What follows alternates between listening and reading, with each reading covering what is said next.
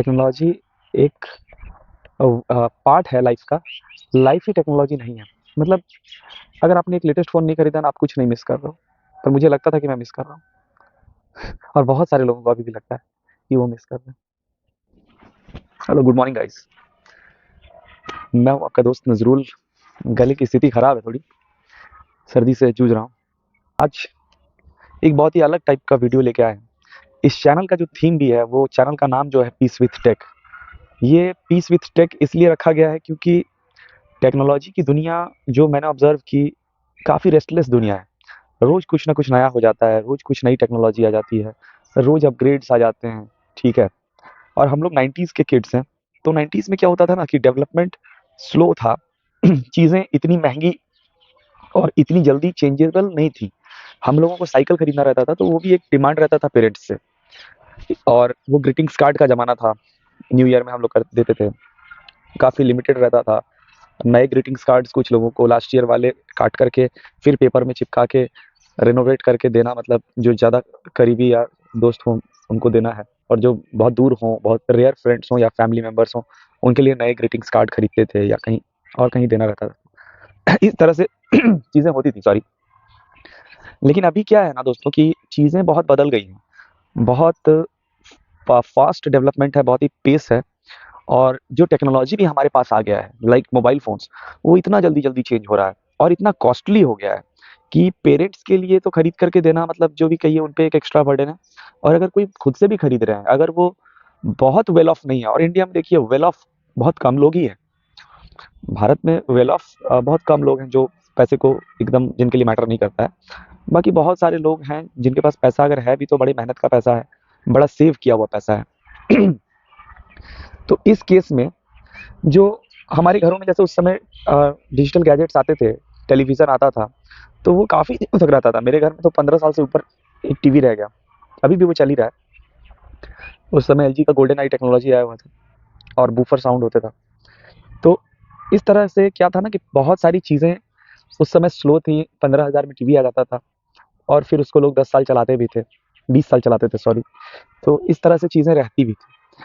अभी जो mobile phones हैं, पहले वो 10-15 हज़ार में बहुत अच्छे फ़ोन्स मिल जाते थे। लोग 2 साल में अपग्रेड करते थे, डेढ़ साल में अपग्रेड करते थे। अब वही मोबाइल फ़ोन्स 20-25 हज़ार में चले गए हैं, बेसिक वाले। और जो मिड रेंजर 30,000 में मिलते थे पहले, वो अभी अराउंड 40,000 में, 40-45 में चला गया। वन प्लस का 11 आर ले लो या फिर कुछ भी उस तरह के रेंज वाले, वो 40-45 में चले गए हैं। S21 FE देख लो, S23 FE इस बार का जो आया है, वो 49,000 का आया है। मतलब कि ऑफर वगैरह लगाकर भी आपको 40 से 45 के बीच में ही मिलना है। और जो थोड़े से भी फ्लैगशिप में जाते हैं, अगर एंड्रॉयड है, तो वो 55-60 हज़ार रुपये आपको पड़ेगा मिनिमम। 11 ले लो, वन प्लस 11 ले लो, सैमसंग का S23 ले लो, 66-60,000, 67,000 पड़ेगा after discounts, after every discount. IPhone लोगे, लास्ट ईयर का टेक ये जैसे आईफोन 14 है, अगर इस तरह का भी टेक लोगे एक साल पहले वाला भी, तो आपको अराउंड 55-60,000 रुपीज़ उसमें भी देने पड़ेंगे। करंट ईयर का टेक लोगे तो 80,000 स्टार्टिंग वाला वेरिएंट, नॉन प्रो मॉडल्स, वो आपको मिलेगा 80,000 में।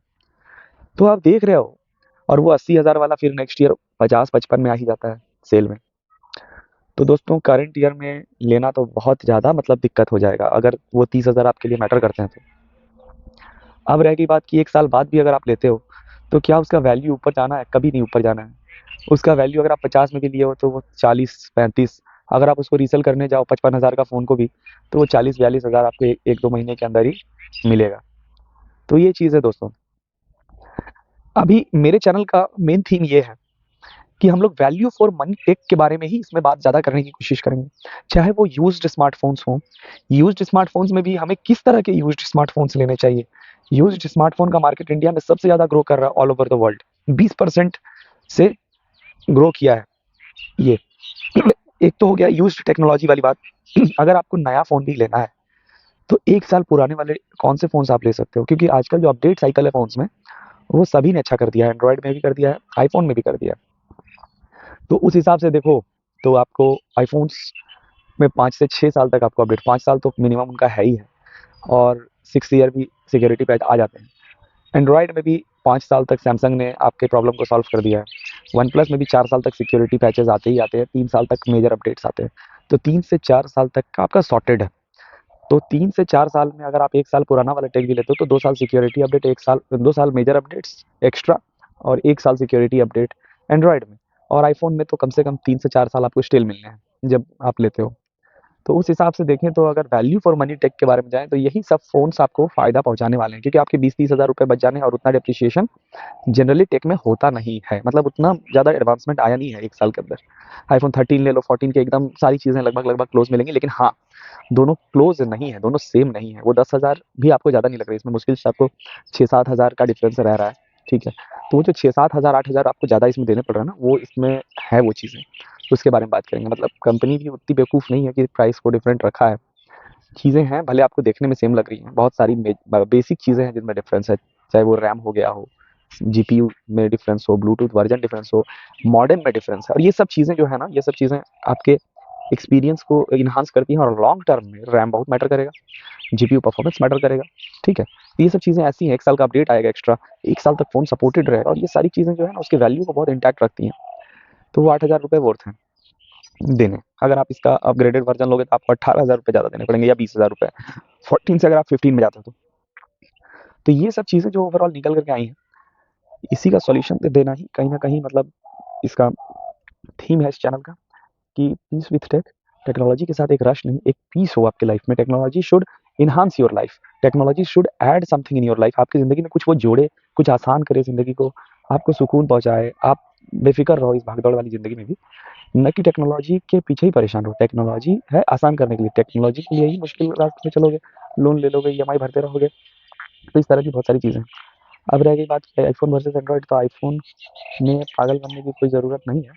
आईफ़ोन में ऐसा भी कुछ नहीं है कि मतलब एंड्रॉयड जो आपको प्रोवाइड नहीं कर रहा, और इस पे विस्तार में बात करेंगे और डिटेल में बात करेंगे।